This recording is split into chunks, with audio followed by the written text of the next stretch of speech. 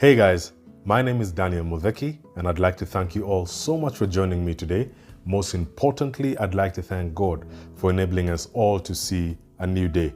You know guys, I always sensitize you that it's absolutely important that you are very keen in giving all the glory and honor to God for seeing a new day, because there are many who would have loved to see a day such as this, but did not get the chance to. And so remember, always say thank you.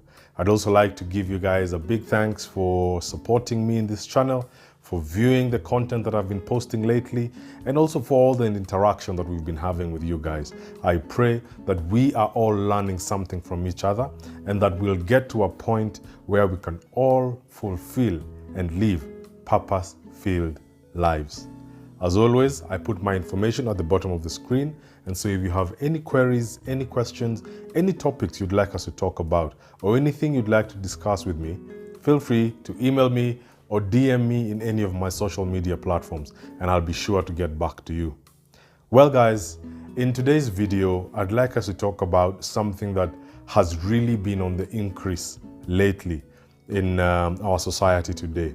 You know, this is obviously propelled by the current prevailing times. Things have been tough. A lot of people have been going through very difficult times. And so we have seen this become sort of a reaction from people. And this is conflict resolution in dating and marriage. You know, just recently in our local TV stations, we had stories of people who have unfortunately ended the lives of their spouses. You know, they get into heated arguments, heated debates, and unfortunately one thing leads to another, and a person is murdered. You know, the government recently just stated that the number of domestic abuse cases is on the increase.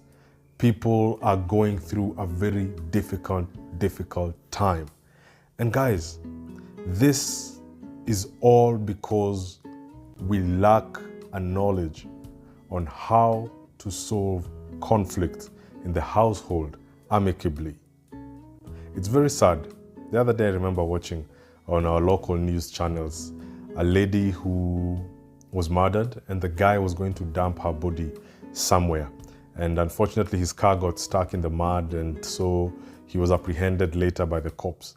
And if you hear basically what the argument was, it's just disagreements. Okay? Disagreements within our homes. Guys, I want to tell you one thing. Disagreements are very normal. Why? Because we are human beings. We all have different opinions. And so a disagreement basically is you having opinion A on something and me having opinion B on something. And so the moment we have a discussion about the same issue, it will definitely be a disagreement. What we want to discuss today is how to be in a disagreement in a healthy way, to communicate it in a way that will build the relationship and not destroy it. Okay? And so I'd like to give you guys at least 4 things that are very important when it comes to conflict resolution in dating and in those who are married. Number 1, in conflict resolution, is that you must understand that we are different. When I say we, I mean men and women. We are absolutely different individuals, different beings. We think, react, act in different ways. This is not by choice, but this is by nature, how we are designed, how God created us. You know, a lot of people out there say that men are more logical. Some say women are more emotional. Fine. Yes, probably that could be the case. But I want to tell you one thing. The fact that we don't appreciate our differences, then that puts us at loggerheads. And sometimes, if you look at it clearly, differences only make us stronger. You know, if I bring my strength to a relationship and my wife brings her strength to our relationship, then you can imagine how strong our union will be. And so guys, you must understand that a male and a female are 2 different people. We think differently, we reason differently, okay? Not that any is better than the other. I'm not saying women don't reason. I'm not saying men don't have emotions. No. But it's very important for us to understand that we are different. I'll give you a good example. If you go to the motor vehicle manufacturing industry, you'll realize when a company is trying to do a new model of a vehicle, they go through a lot of research and development, okay? And the two departments that end up having the biggest, I don't want to call it a fight, but the biggest, the longest meetings before they get to resolution, this is normally the design department and the engineering department, okay? The engineering department is out to ensure that the vehicle being developed is as efficient, as functional as possible, all right? Design, on the other hand, is out to ensure that the vehicle is as attractive aesthetically, the materials used, the design, the shapes, all those things, okay? That is their primary focus when they sit down on a round table. And so if you look at it, they both have very different philosophies. Sometimes for engineering, they will compromise on design so as to ensure the vehicle has good fuel mileage, all right? But at the same time, you'll realize design does not want to give in. The design department is sticking to their guns. The engineering department is sticking to their guns. But guess what? The vehicle that they're trying to build, the vehicle that they're trying to develop is the most important thing on the table at that moment. And so what they realize is that they must come to a compromise. And by the end of the day, design will compromise something, engineering will compromise something, and then the end user will end up getting a good vehicle that serves me the way it was intended to be. This is the same thing I'm saying in marriage or in dating. We are different, men and females, all right? We think differently. Our philosophies might be different, but it is very important that you realize compromise is a must. It cannot be your way or the highway. It cannot be your opinion takes the day. Sometimes you'll have to compromise a few things. And sometimes your spouse or your girlfriend or boyfriend or your partner will have to compromise a few things to ensure that the relationship remains healthy and for the betterment of tomorrow. And so guys, realize we are different. I'll urge you, go and study a bit about men and females so that you get to understand deeper and to know why it is we are different. Because what you know, you understand. What you understand, you're able to implement in your life. Number two, guys, the most important point as well, is that we must get to a point where we do our own SWOT analysis. You know, in our organization, where we work, where we do business, we all end up doing a SWOT analysis. Strengths, weaknesses, opportunities, and threats. But we have never done this for ourselves. I'm speaking for some people. Some, I'm sure, have done this, but some have not. And so you don't know your weaknesses. You don't know your strengths. You don't know where you can become better or where you can improve. And so it is absolutely important that you are able to sit down, have a quiet time with yourself. I always advocate, guys, you can't have 7 days in a week, you're running after your kids, you're running after your business, you're running after money, you're running after everything else, but you don't have time for you. You must create time for you because you are the vehicle that will brings everything to your life into a reality. And so if you don't take care of yourself, you'll get a burnout, you'll crash out, and you won't be able to deliver the best version of you. And so get some time out, sit by yourself, quiet place, and start looking at your life. What are your strengths? What things do you do with ease? What things do you do without too much input into them? They come naturally to you. Those are your strengths. What are your weaknesses, your challenges, your shortcomings, your shortfalls? It's good to understand them. Because once you understand who you are in a relationship, then you are at a better position to even understand your spouse. But when you don't understand who you are, sometimes you end up reacting in ways that are detrimental, not only to you, but for your relationship. And so guys, I'll urge you, have a relationship with yourself. Identify your strengths. Identify your weaknesses. Know them. All right? Because once you know them, then you can mitigate ways on how to control them. Once you know your strengths, you can improve on them. Once you know your weaknesses, you can find ways that you can ensure that they don't get the better of you. And by the end of the day, destroy your relationship. Okay? And so it's absolutely important, my friends, that we have a relationship with ourselves. Because once you have a relationship with you, you understand you better. You get to know who you are, what you're about, where you're going, what you want. All right? This point leads us to point number 3.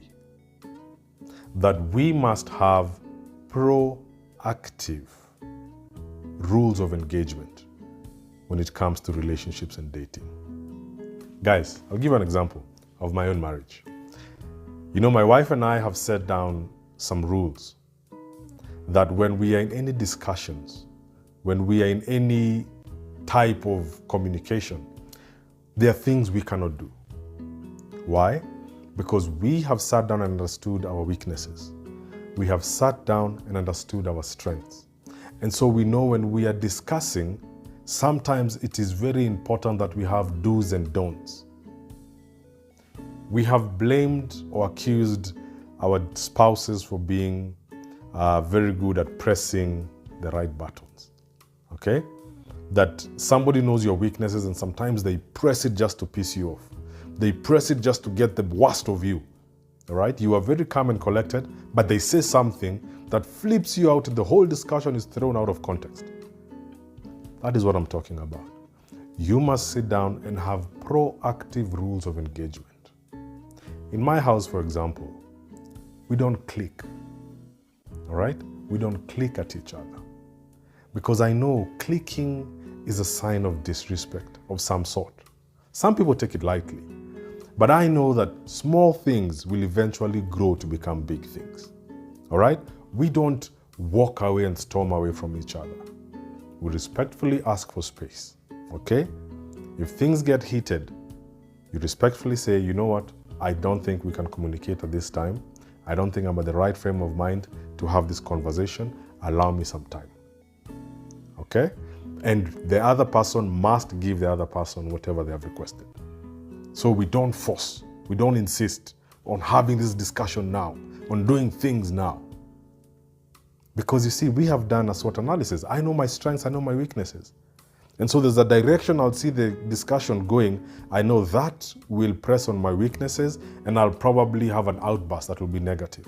And so I stay clear. And same for my wife. And so that's why I'm saying, guys, sit down with your spouse, sit down with your boyfriend and girlfriend, sit down with your partner and have your rules of engagement. What are your do's and don'ts when you're having any discussion?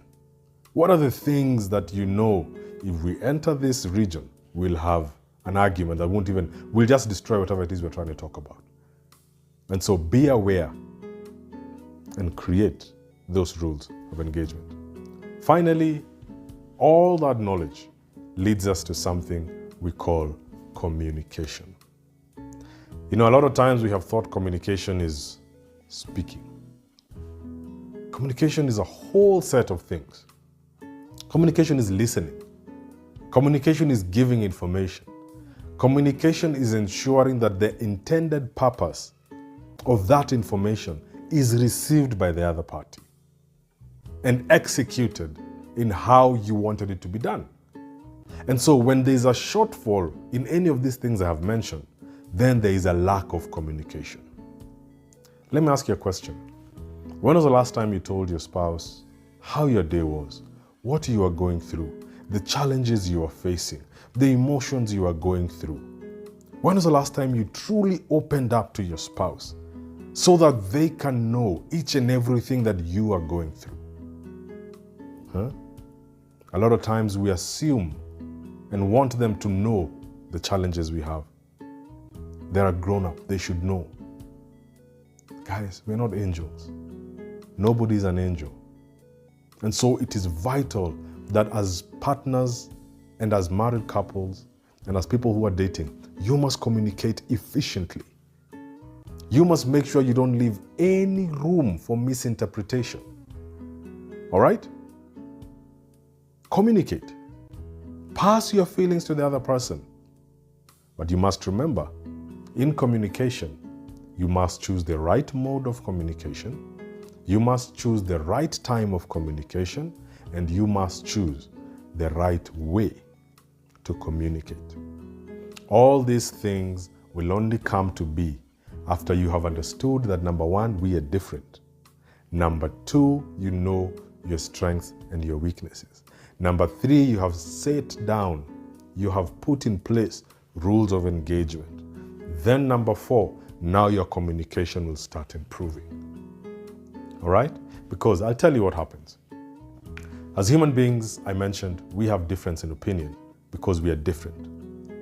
And so when we sit down, two people with difference in opinion, we have a discussion. Most likely than not, what will arise from that discussion is a disagreement. So far, everything I'm talking about is okay. It is good to have discussions, it is perfect to have difference in opinion, and it is okay to have a disagreement. A disagreement simply is a difference in opinion. That is fine. That's what rotates this world. If we are all the same people cut from the same fabric, it wouldn't be fun, okay? And so all that I'm mentioning is fun. The problem comes in when now we get into an argument. Now that's where the problem comes. An argument is when one person tries to forcefully feed their opinion on the other. When one person comes with a winning mentality. Guys, in marriage you don't win. Because if you win, one loses. You understand? There's no winning. Because if you win, then the other person loses. It's not about that. It's not about forcing your opinion. It is not about making sure that my way or the highway. That is not what it is we are trying to achieve here. And so you must realize, discussions, good. Difference in opinion, good. Disagreements, perfect. People disagree. But don't allow them to get to a point of argument. Because when it's an argument, most often than not, one person or both people are trying to force their own opinion on the other person. And so you must have compromise, my friends. You must give someone leeway. And you must give someone the time for them either to buy your opinion or to never agree with it. And finally, guys, a very, very important thing that we must adapt is walk away. Respectfully walk away from a situation that is degenerating. Respectfully walk away from a discussion that has quickly morphed into an argument that could lead to something that you will regret for the rest of your life. Let me tell you, even the Bible tells us, in the book of Ephesians, in your anger, do not sin. Don't let the sun go down while you're still angry. So anger, yes, occurs. Anger comes. We are human beings. But don't try to solve things when you're angry. You know, today in the morning I saw a video of a driver on Kenyan roads, man. He ran over a police officer because he was pissed off something. He was angry about something. Guys, anger will lead you to do things you will regret for the rest of your life. Just sit down and look at your life today. How many things do you regret doing because you did them out of anger? And so you must learn to walk away respectfully. Respectfully say, right now we cannot discuss this. Things are heated. I might do things I will regret for the rest of my life. I might say things that I'll regret for the rest of my life. And so I'd better walk away and deal with this issue later. And as the scripture has told us, don't let the sun go down while you're still angry. And so for guys who are married, man, don't allow yourselves to be pissed for 3, 4, 5, 10 days. What are you doing? Whatever issue that had caused you to become angry, only tends to grow and other issues will pile on it. And so by the time you're trying to sit down and discuss, an anthill has morphed into this big mountain that you don't even know how to deal with. Some of you hold on to things for months. And by the time you're sitting down to discuss them, the only alternative is separation. The only alternative is divorce. The only alternative is breaking up. While if you sorted this thing as quickly as possible, then you'd have sorted issues out. And so I'll tell you, in your anger, do not sin. And so instead of sinning, you'd rather walk away. Get a breather, go out for a drive, go out for a walk, whatever it is you do to relax, go and do it. But don't do it for too long. This is not a hall pass for you to go and be away from your wife for a week. No. Just go out, chill out a bit, relax, then come back before the day is over and have a mature discussion. One that you're willing to understand that we are different. One that you know the strengths and weaknesses of your partner and of yourself. And one where you have rules of engagement. Buttons you will not press. You know the guy who said, do you know why words hurt? Because they were intended to hurt when they were spoken. So don't let your mouth speak words that will hurt the other person. Don't let yourself do deeds that will hurt the other person. Because guys, things are not easy. We are going through so much challenges. Financial, economic, social. This pandemic has really ravaged our society. So people are on the edge. All right? And so be quick. Observe your spouse, how they come home. Look at them and see, hey, is this guy okay or is this guy off? If this guy is off, give him some space. Don't join him in his anger. Give him some space. And eventually he will calm down. Eventually you will have a mature discussion and a mature conversation. Okay? Because what we are seeing today on TV, what we are seeing today in the news, of the amount of people, police officers, killing themselves and killing their spouses. Guys, this is sad. And so please, let us have mature conflict resolution within our relationships. And if things get out of hand, if you guys can no longer sit down and communicate in a healthy way, then my advice is seek a third party. Seek somebody you know who's neutral, somebody who will not pick sides, somebody who's honest, somebody who you trust, somebody who you respect. Okay? And you can call them as a mediator so that they can sit amongst you and have your issues ironed out. Because guys, things are becoming difficult. But let's not go down that route. I don't want you guys to regret the rest of your life.